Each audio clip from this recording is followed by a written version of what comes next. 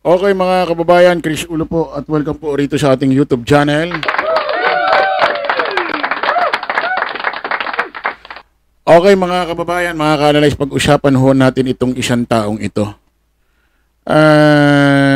Alam nyo naman mga kababayan, maraming ano kasi ngayon eh. Especially halala na. Tapos marami talagang alam nyo yun, kahit sino na lang pag dumikit kay Digong, kunyari totropahin, susuportahan, no, pupunta sa mga rally-rally nila, tapos pag ginawa na yung ganun, mag-iingay konti sa kanilang social media platform. Pag dumating yung point na meron ng halalan, eleksyon, bigla na lang hong nagdedeklara, tatakbo na.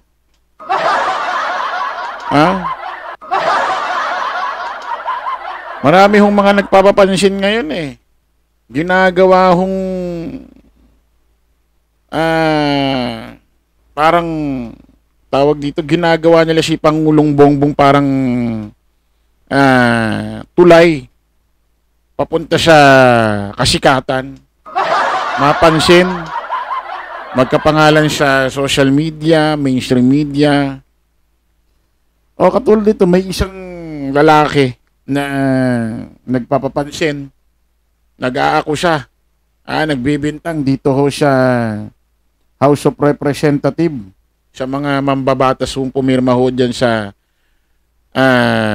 na pumirma ho dyan sa impeachment laban dito ho kay BP Inday Sara Duterte. Pinagkakalat ho nitong isang gunggong na ito. Hindi mo malaman kung saang pinulot itong taong ito. Ha? Ano to familiar sa akin ito. Ito yung parang inilalabas sa social media. Dati, nung nakaraan sa Facebook, bago yata magpasko, bagong taon, na nabubuisit siya, nagagalit siya kapag pinakikita yung bahay niya na puro plywood. Na may nagpunta ng mga pulis doon, parang ni-raid yata, parang may kinalaman yata sa droga.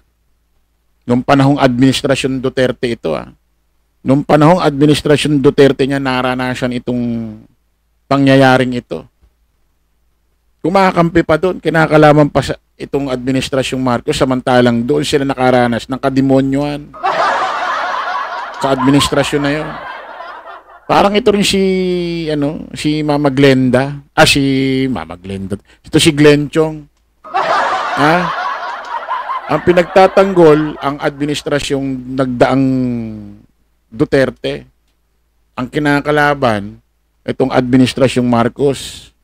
Na kung saan, nakaranas sila ng kademonyong administrasyon sa administrasyon Duterte. Bakit? Di ba itong boyfriend bodyguard, sorry Glenchong. Sorry. Di ba itong bodyguard driver niya? Ano bang pangalan nun? Mga kababayan, nakakalimutan ko na Di ba dyan ho namatay sa administrasyon Duterte? Kung di ako nagkakamali, 2018 ba yun? 2019. Sabi niya, napatay daw ho ng mga pulis. Aktibong pulis ito Pinatay daw ng mga pulis. At sino ang PNP chief nun? Kaya hindi ko maintindihan itong mga ito kung anong takbo ng utak ito, may isang lalaki. Hindi ko alam kung vlogger ito o ewan ko.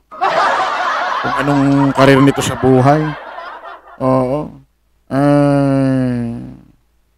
Ang pangalan nito, ano ba to?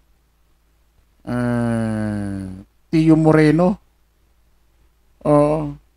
Tio Moreno, ito yung nagagalit na pag ibinabalik, ina-upload yung dati niyang parang ni-raid yung bahay nila na kubo na, hindi ko alam. Hindi naman ako nanlalait, parang nabubuisit siya pagka ganon. Ito ngayon, pakinggan nyo mga kababayan Based on what we've heard, 150 million per signature of the congressman. And sa mga naririnig nyo, nung sinabi nyo meron kapalit yung pag-vote to impeach, magkano yung inaalok? Magkano ba yung pinag-uusapan natin dito? Based on what we've heard, I'd like to make a disclaimer. This is only allegedly. Yes, and I know you keep saying, Oh, tingnan mo, no? Ganito ka gunggong itong taong ito, ganito ka tanga eh. Ha?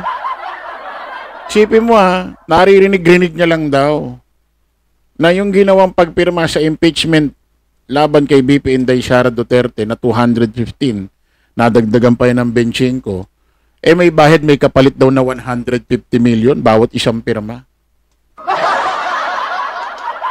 Isipin nyo, bawat isang pirma daw, 150 million. Sino maniniwala sa'yo na may ganyang may bayad na ganyang kalaki? 150 million. At ang sabi niya pa, alleged lang daw ito. Naririnig niya lang. Narinig mo lang, tapos binabanggit mo na dyan siya nag-i-interview sa'yo. Paano kung yung nagsabi lang sa'yo niyan, nung oras na yun, lasing? Ha? Paano kung yung nagsabi sa'yo niyan, galit lang kay Pangulong Bongbong Marcos, kaya nag-imbento, tapos kinuwento sa'yo. Tapos kinukwento mo na dyan. Tapos sasabihin mo, disclaimer. Ha? Naririnig mo lang ito, disclaimer. Naririnig mo lang pala, ibig sabihin lahat ng naririnig mo, sasabihin mo dyan. Ha? Ganito nga, ano nga itong mga ito handang gawin nila ang mangmang, tanga ang sarili nila Makakampihan lang ang Duterte, makakalaban lang si Pangulong Bongbong Mapagbintangan lang nila, masira lang nila si Pangulong Bongbong, masira lang nila ang administrasyong Marcos, masira lang nila sila Speaker Martin Romualdez, masira lang nila ang ahensyang House of Representatives. Gagawin nilang tanga yung sarili nila Ha? Gagaguhin nila yung sarili nila Basta makakampihan lang nila ang ang Duterte. Masira lang nila ang administrasyong Marcos. Ganyan kagagago tong mga to. Ha? Isipin mo, narinig mo lang. Kanino mo narinig? Ha? Kanino mo narinig yung 150 million? Kay Maharlika?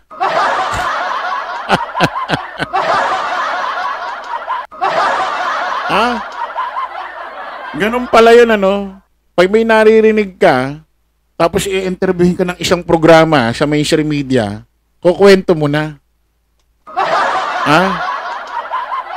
Isipin mo, habang nilalasyon mo ang taong bayan doon sa makakapanood nitong video mo, pero ang palusot mo, disclaimer, mga naririnig lamang ito.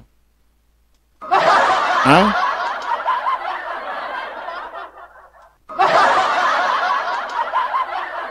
Ganong katatanga itong mga ito Tinatanga nila yung sarili nila, ginagago nila yung sarili nila May masabi lang, may magawa lang paninira sa administrasyon. May magawa lang paninira kay Pangulong Bongbong, may magawa lang paninira kay Speaker Martin Romualdez. Kahit wala nang kakwenta-kwenta, kahit hindi nakapani-paniwala, isusuntok sa buwan Ano? Kasi nga, mga kababayan, itong mga ito, kaya malakas loob gumawa ng mga imbento, kwento, mga fake news. Kasi nga, alam nila maraming tangang followers sila Alam nila maraming silang makikitid na utak na taga-subaybay sa kanilang mga social media platform. Kaya malalakas loob nito magsalita ng kung ano-anong paninira Siguro sa isip nila, sigurado pag ito binanggit ko sa mainstream media, sa mga mag-i-interview sa akin, may maniniwala Kasi mga tanga itong DD shit merong maniniwala Kasi kung itong mga follower nila, itong mga DD shit na ito, smart mag-isip, matalino mag-isip, talagang tumitimbang ng mga issue, hindi maglalakas ng loob itong mga itong gumawa ng kung ano-anong paninira Kasi sila masisira Magagalit mawawalan ng tiwala sa kanilang mga follower nila Pero bakit ganito kalalakas loob gumawa ng mga imbentong istoryahe itong mga ito? Kasi nga, Alam nila, ang mga manonood nila, taga-subaybay nila, mga tanga. Mga bobo at paikitid ang utak. Isipin mo, bawat pirma 150 million. Ano to, pelikula?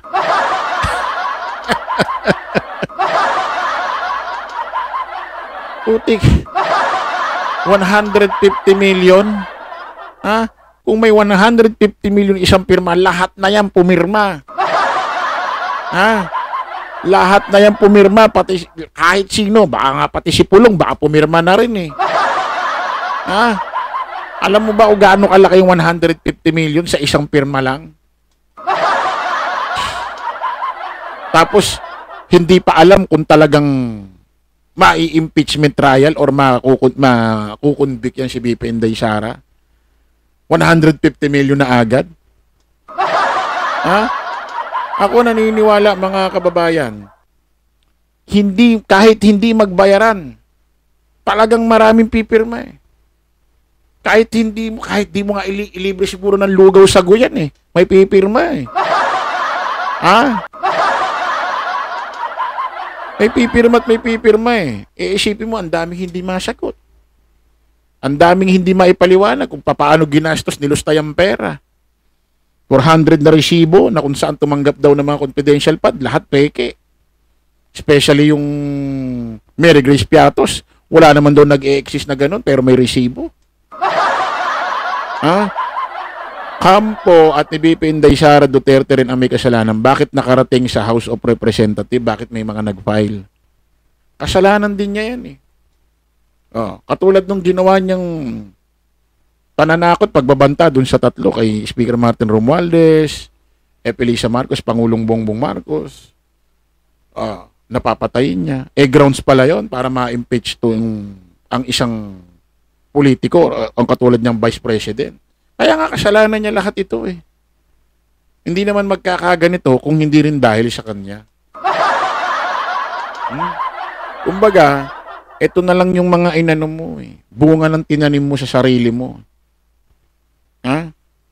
Isipin mo eh, ilang milyon ang tinatanong sa DepEd, ilang milyon ang tinatanong sa OBP, pati sa mga confidential fund. Hindi maipaliwanag kung paano nilustay, ginastos.